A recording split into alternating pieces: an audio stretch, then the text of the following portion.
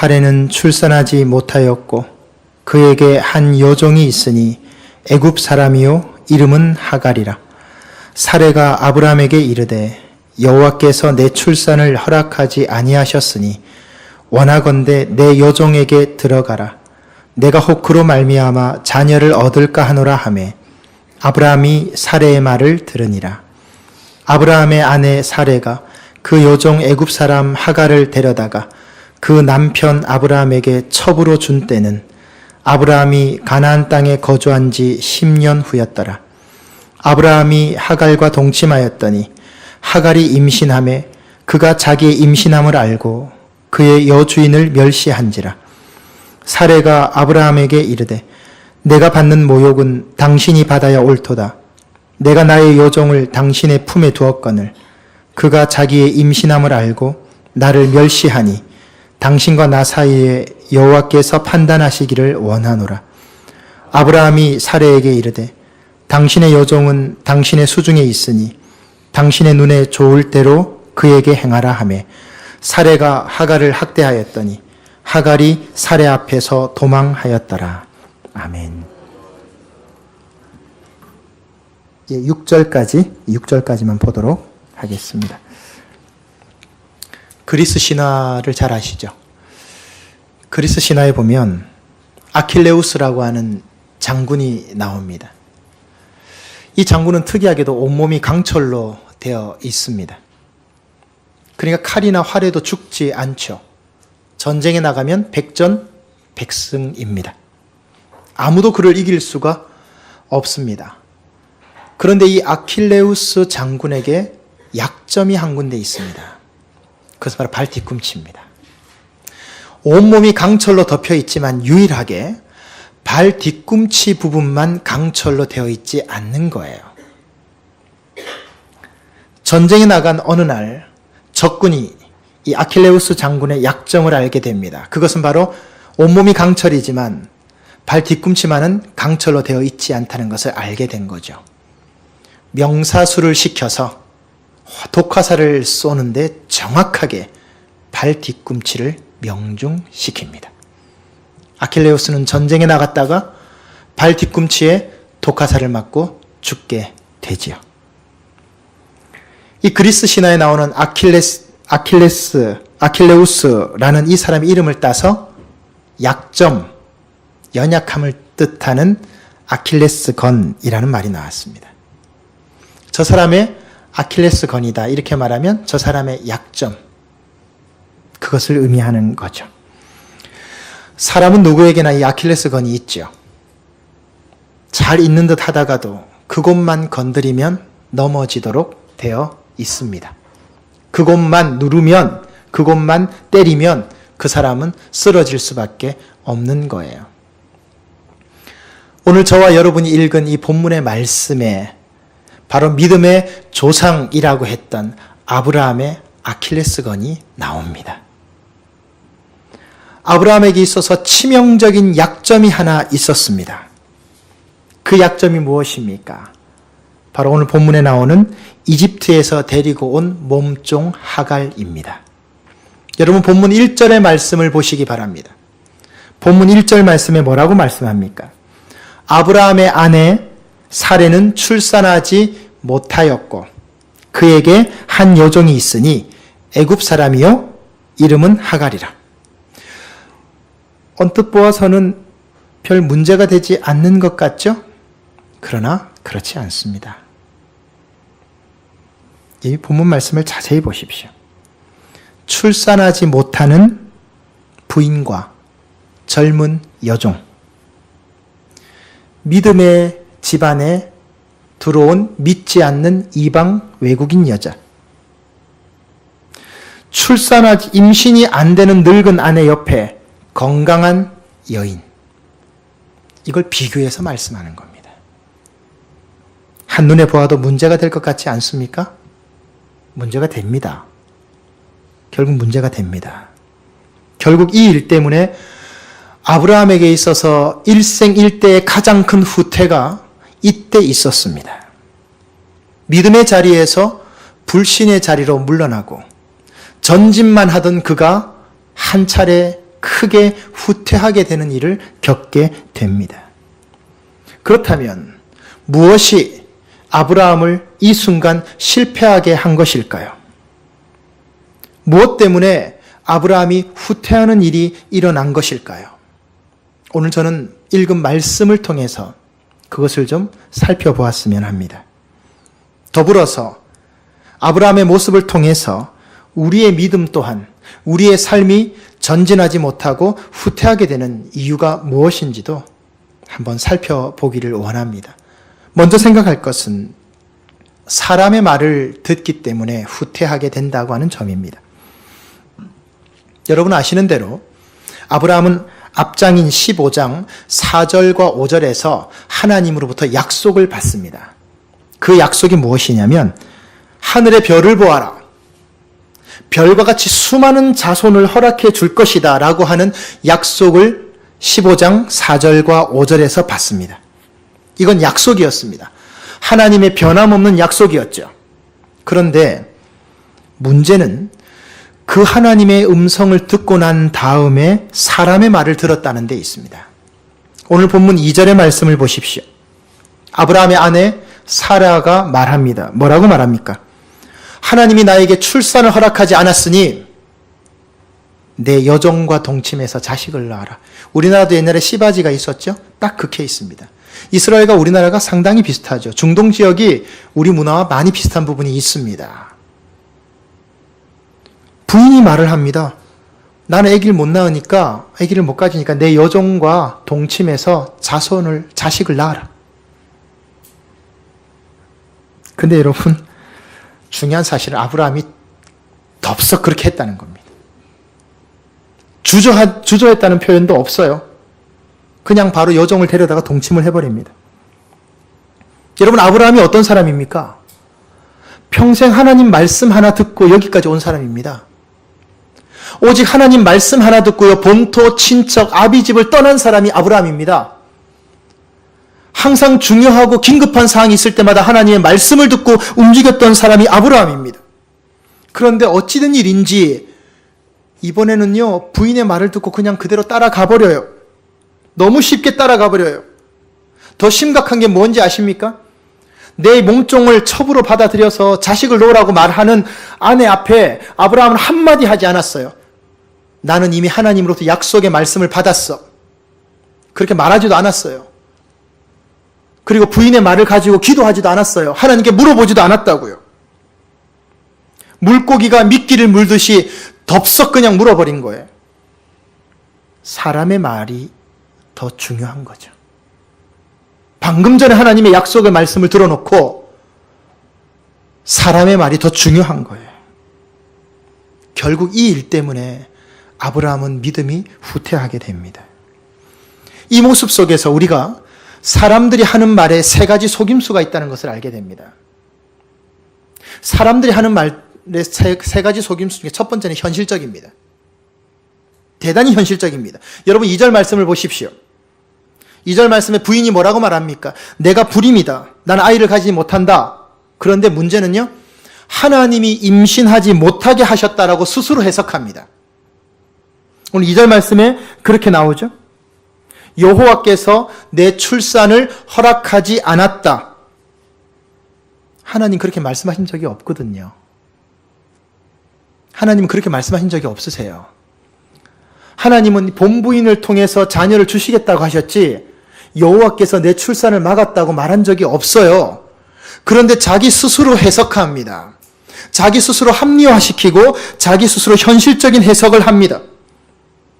아브라함에게 자식을 주시겠다는 이야기는 첩을 통해 주신다는 뜻이 아니에요. 본부인을 통해서 주시겠다는 거예요. 그런데 이 부인은 뭐라고 해석을 합니까? 하나님이 내 임신을 막았다라고 해석해버립니다. 얼마나 현실적입니까? 나는 나이가 많아서 이제는 아이를 못 가져. 그러니까 내 몸종을 통해서 자녀를 출산하라. 그것이 하나님 뜻이다. 이렇게 말하는 겁니다. 얼마나 설득력이 있습니까? 얼마나 현실적입니까? 얼마나 합리적입니까? 그런데 틀렸습니다. 이 사건 때문에 불러올 파국이 엄청나거든요. 뒤에 보면. 인간적이고 이기적입니다. 합리적이고 계산적입니다. 여러분 한번 생각해 보십시다. 믿음이 합리적입니까? 믿음은 합리적이지 않습니다. 믿음이 이성적입니까? 믿음은 이성적이지도 않습니다. 물론 그런 부분도 있지요. 그러나 근본적으로 믿음은 이성적이지 않아요. 납득이 가서 믿는 겁니까? 그것도 아닙니다. 여러분 성탄절이 어떻게 납득이 되십니까? 어떻게 하나님이 인간이 됐다는 게 납득이 됩니까? 이게 이성적으로 받아들일 수 있는 일입니까? 아닙니다. 믿음은 현실적이지 않아요. 엄밀히 따진다면요. 믿음은 항상 사람의 생각과 계획과 형편과 처지를 뛰어넘어 왔습니다. 그게 믿음이었습니다. 그래서 사람들이 하는 말은 현실적입니다. 이거 속임수 있습니다. 두 번째로 사람이 하는 말의 속임수는요, 좋은 동기로 시작한다는 점입니다. 사라는 솔직히 자신의 불임을 인정하면서 남편을 위하는 것처럼 말합니다. 여러분 2절에 뭐라고 말합니까? 원하건대라고 표현하죠. 내가 원한다는 거예요. 부인이 남편을 위하는 거예요. 남편을 향한 아내의 마음이에요. 적어도 이때까지는 동기가 순수해 보입니다. 그러나 여러분 깊이 생각하셔야 될 게 있어요. 동기가 순수하다. 그래서 항상 신앙적이다. 틀렸습니다. 동기가 순수하다고 해서 항상 신앙적이지 않더라고요. 동기는 순수했는데 나중에 가면서 이게 계산적으로 바뀌고요. 동기는 순수하게 시작했는데 나중에 가면서 보니까 이게 인간적으로 바뀌더라고요. 저 많이 봤습니다. 그 장면이 나오죠. 5절 말씀 보십시오. 사라의 본 마음이 나옵니다. 부인의 본 마음이 나옵니다. 이게 순수한 동기였다고 할 수 있습니까? 자신이 원한다라고 말해놓고 5절에 뭐라고 말합니까? 당신 책임져라 이렇게 말하지 않습니까? 그죠? 남편을 원망하고 있잖아요. 이것은 동기는 어땠을지 몰라도 신앙적으로 순수하지 않았다는 거예요. 믿음으로 시작하지 않았다는 뜻이에요. 인간적인 다른 계산을 했다는 뜻이에요. 이렇게 될 줄 몰랐죠. 첩이 이렇게 임신을 하고 자기를 무시하고 학대하게 될 줄 몰랐죠. 근데 첩의 입장에서 보면, 하갈의 입장에서 보면 당연한 거예요. 그렇게 될 수밖에 없어요. 여러분 옛날이나 지금이나 인간사는 똑같습니다. 부부관계 똑같아요. 전혀 틀리지 않습니다. 여러분 기억하십시오. 동기가 순수하다고 100% 신앙적이지 않습니다. 헛수가 있다는 말입니다. 사람들이 하는 말의 세 번째 속임수가 뭐냐면 사회적 간섭이다.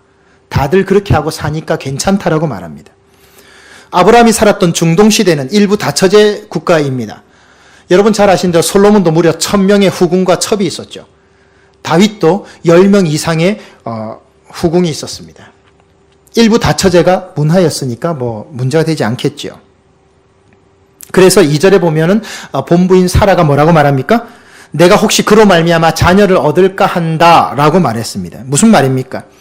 다른 사람들도 다 그렇게 해서 자식을 얻으니까 나도 그렇게 해도 괜찮을 거야 라고 말하는 겁니다. 여러분 이 말은 오늘날 어떻게 해석될 수 있을까요? 예수 믿는 사람들 다 그렇게 하고 산다 이 뜻입니다. 너 혼자 빡빡하게 그렇게 하지 말아라. 내가 아는 다른 사람은 예수 믿는데도 즐길 거 다 즐기고 놀 거 다 놀고 할 거 다 하더라. 왜 너만 그렇게 하냐? 제발 유별나게 예수 믿지 말아라 좀. 그 뜻이에요. 혼자 열심히 믿는 티 내지 말라는 거예요. 다른 사람도 교회 다니고 신앙생활하고 하나님 믿는데 할 거 다 하더라. 그러니까 괜찮다. 그런 이상한 논리를 지금 말하고 있는 거예요. 우리 교단에서 발행하는 신문이 있습니다. 기독공보라고요. 우리 교단지입니다. 역사가 꽤 깊습니다. 교단 신문지로서는 꽤 깊은 역사를 가지고 있습니다. 이 기독공보에서 작년인가요? 설문조사가 하나 나온 게 있습니다. 제가 알기로는 이 자료가 갤럽에서 조사해가지고 온 것을 기독공보가 가져온 것으로 알고 있습니다. 갤럽은 상당히 공인된 그 여론조사 기관이죠.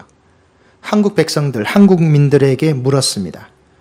교회 신뢰하느냐, 한국교회 신뢰하느냐라고 물었더니 48.4% 한국교회 신뢰하지 않는다라고 대답했습니다. 4천만 놓고 보면 2천만이 거의 신뢰하지 않는다는 겁니다. 한국교회 신뢰하지 않습니다. 이유가 뭡니까? 예수 믿는데 구별되는 거 하나도 없다. 교회를 가는 것 빼고는 다른 게 하나도 없더라. 신앙생활 하는 사람인데 교회 안 다니는 우리보다 더 독하고 더 이기적이고 더 계산적이고 더 인간적이더라. 그런 이중적인 삶을 살기 때문에 신뢰하지 않습니다. 이게 대답입니다. 종교 신뢰도를 물었더니 가톨릭이 41.4% 나왔습니다. 1위입니다. 천주교가 41.4% 지지한다. 신뢰한다. 불교 몇 프로 나왔을까요? 33.5% 나왔습니다. 2위입니다. 개신교요? 20.2% 나왔습니다. 우리 이웃들의 이야기입니다. 우리 이웃들이 저와 여러분이 알고 있는 사람들이 우리를 그렇게 본다는 거예요. 어쩌다가 이렇게 우리가 후퇴하게 되었을까요? 얼마나 합리적이고 얼마나 이성적이고 얼마나 설득력이 있습니까? 그런데 결과는 어떻게 되었습니까? 여러분이 아브라함이 첩을 들여서 자식을 낳은 이 문제 때문에 어떻게 되었습니까? 부부간에 엄청난 싸움이 일어났죠. 굉장히 싸움이 일어났습니다. 5절에서 부인이 남편을 원망합니다. 당신 책임져라. 하나님이 당신과 나 사이에 판단할 거다. 심판할 거다. 막 이렇게 퍼부어버리죠. 6절에 뭐라고 합니까? 네가 데리고 온 여종이니까 네 마음대로 해라. 이렇게 해버립니다. 거의 볼장 다 보는 거예요. 이혼만 안 했지 뭐 할 말 못할 말 다 한 거죠. 부부간이. 이렇게 되고 말았습니다. 어디 그뿐입니까? 부부간에 싸웠죠. 형제간에는 어떻게 됩니까? 이때 태어난 아들이 이스마엘입니다. 이복 형제입니다. 뒤에 태어난 아들이 이삭 아닙니까? 이삭으로부터 예수님이 나오거든요. 이쪽이 정통 계보입니다. 이쪽은 서자예요. 그러니까 첩의 아들이니까. 근데 이 큰아들이 이삭을 갈시하잖아요, 나중에. 이 싸움이 지금도 일어나고 있지 않습니까? 이삭의 후예가 바로 지금 이스라엘입니다. 이스마엘의 후예가 누구입니까? 지금 이스라엘을 제외한 중동 전 지역의 조상이 바로 이스마엘입니다. 여러분, 지금 중동에서 벌어지고 전 세계에서 벌어지고 있는 테러가 그칠 것 같다고요? 아니에요. 이 종교적인 역사를 보면 이 싸움은 절대 안 끝납니다. 끝날 수 없는 싸움입니다. 누구 하나 완전히 죽어야 끝나는 싸움입니다. 여기는 이해관계도 필요 없습니다. 여기서부터 시작된 겁니다. 이때 이 믿음의 조상이라고는 아브라함의 이 선택, 부인 사라의 이 선택 때문에 지금까지 이스라엘과 중동의 전쟁, 전 세계 테러 위협의 시작이 여기서부터 시작된 겁니다. 사랑하는 성도 여러분, 언제나 인간적인 내 계획이 문제입니다. 내 경험이 문제입니다. 내 중심적인 생각이 문제입니다. 거기에 속아 넘어가는 겁니다. 로마서 14장 23절 말씀, 믿음으로 하지 않는 모든 것은 죄라고 그랬습니다. 우리가 깊이 새겨들어야 되는 말씀입니다. 어떤 경우에도 목적이 수단이나 방법을 정당화할 수 없습니다. 다시 말씀드립니다. 어떤 경우에라도 기독교 신앙에서는 목적이 수단이나 방법을 정당화할 수 없습니다. 세상에서 뭐라고 말합니까? 수단과 방법을 가리지 말고 이루라고 그러죠. 하나님 그거 인정하지 않습니다. 수단과 방법이 정당해야 됩니다. 손해볼 각오 하세요. 손해볼 각오를 하시라고요. 이기는 게 정의라고요? 정의가 이긴다라고 말하니까 세상이 뭐라고 말합니까? 이기는 게 정의라고 말하죠. 기독교 가치관에는 그런 거 없습니다. 진 것 같은데 이긴 싸움이 있어요. 이긴 것 같은데 진 싸움이 있어요. 이거 잘 구분하셔야 돼요. 여기에 혼동되고 헷갈리기 시작하면 신앙이 엉망이 됩니다. 사람에게 묻기 전에 하나님께 먼저 물어보십시오. 하나님 반드시 응답하시고요. 하나님 반드시 보여주시고요. 하나님 반드시 깨닫게 하십니다. 현실적이고 합리적이라고 해서 모든 것이 하나님의 뜻이 아닙니다. 하나님은 절대로 편법이나 불법으로 역사하지 않으세요. 하나님은 수단과 방법이 무시된 목적 달성을 절대 인정하지 않으십니다. 누구의 말을 들을 것인가? 여기에 그 사람의 인생과 방향이 결정됩니다. 말씀의 귀를 기울이십시다. 나에게 들려주시는 주님의 음성 앞에 귀를 기울이십시오. 사람들의 말과 사람들의 평가에 너무 예민해하지 마세요. 그거 정확한 거 아니에요. 거기 휘둘리지 마세요. 온전하지 않습니다. 그 말을 하는 사람이 온전하지 않기 때문에 그 사람이 하는 말조차도 온전한 게 아니에요. 그래서 사람들의 말이나 사람들의 평가에 여러분이 휘둘릴 필요가 없어요. 대신 하나님의 음성에, 하나님의 말씀에 예민하십시오. 그것이 후퇴하지 않는 방법입니다. 또 한 가지 믿음이 후퇴하는 이유는요, 기다리지 못하기 때문입니다. 조급합니다. 오늘날 우리들에게 있어서 가장 요구되는 것이 있다면 인내입니다. 끝까지 참고 견디고 기다리는 마음이 필요합니다. 42.195km를 뛰는 마라톤에게 있어서 가장 중요한 것은 속도가 아닙니다. 지구력입니다. 그 거리를 얼마만큼 뛸 수 있는가 하는 거죠. 지금까지도 통용되고 있는 만유인력의 법칙을 개발한 뉴턴이 뭐라고 말했습니까? 만유인력의 법칙을 발견했죠. 이 세계적 물리학자 뉴턴이 뭐라고 말을 했냐면 이렇게 말했습니다. 내가 발견한 것 중 가장 귀한 것은 만유인력의 법칙이 아니라 인내다. 굉장히 의미심장한 말씀입니다. 사람들은 만유인력의 법칙을 발견한 것이 대단하다고 말하지만 정작 본인은요, 그 만유인력의 법칙은 인내를 통해 얻게 된 거라고 말하는 겁니다. 오늘 본문 4절의 말씀을 보십시오. 아브라함은 기다릴 수 있었습니다. 그렇게 급한 문제가 아니었습니다. 이미 하나님이 앞장에서 약속의 말씀을 주셨기 때문이에요. 그런데 오늘 본문 4절 말씀에 보면요, 바로 동침해버립니다. 기다리지 못합니다. 욕심이 앞선 거죠. 조금만 참고 기다렸다면 이삭을 얻을 수 있었을 것입니다. 결국 이것은, 기다리지 못한 이것은 문제를 일으키고 맙니다. 4절 말씀에 이제는 첩이 본부인을 멸시하기 시작하는 일이 벌어졌습니다. 당연하죠. 내가 임신을 했으니까. 내가 이제 아이를 가졌으니까 함부로 못한다는 거예요.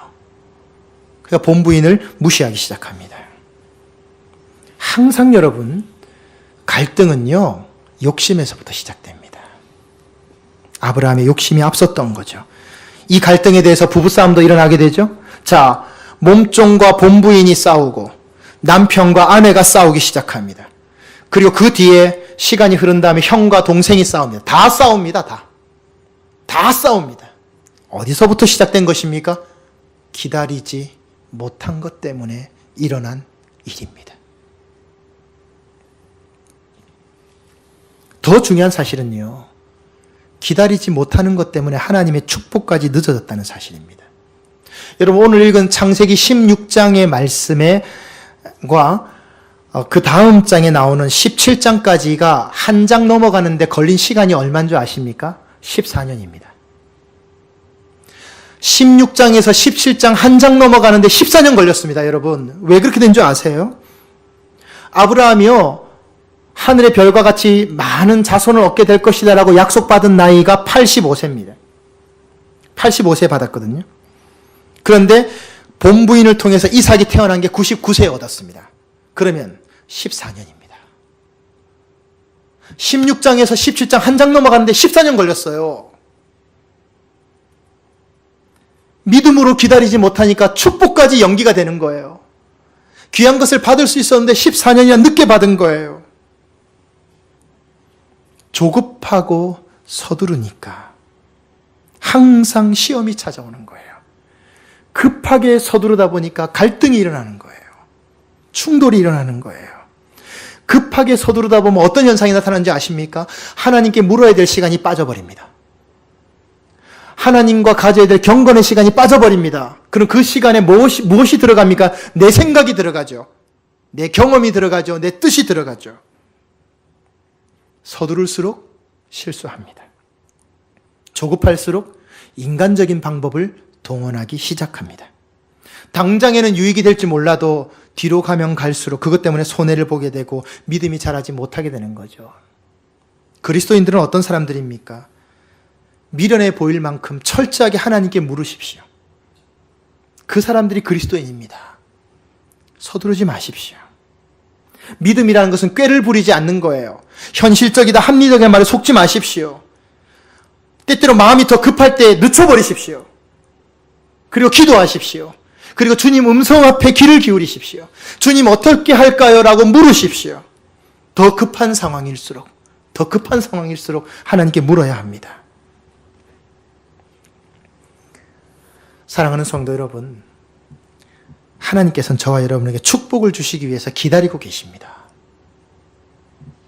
그 축복의 말은요, 사람의 말이 아니라 하나님을 향한 기다림이 있는 사람에게 주어지는 것입니다. 여러분, 하나님도 기다리시는 하나님이십니다. 탕자를 기억하시죠? 인간이 신을 기다리지 신이 인간을 기다리는 종교가 어디 있습니까? 탕자의 이야기가 뭘 말하는지 아세요? 나는 너를 기다린다는 거예요. 하나님이 능력이 없으세요? 하나님 능력이 있으세요. 불러올 수도 있어요. 당겨올 수도 있다고요. 근데 하나님 기다리세요. 그래서 하나님은 인격적인 하나님이세요. 근데 왜 우리가 조급해합니까? 너희는 가만히 있어.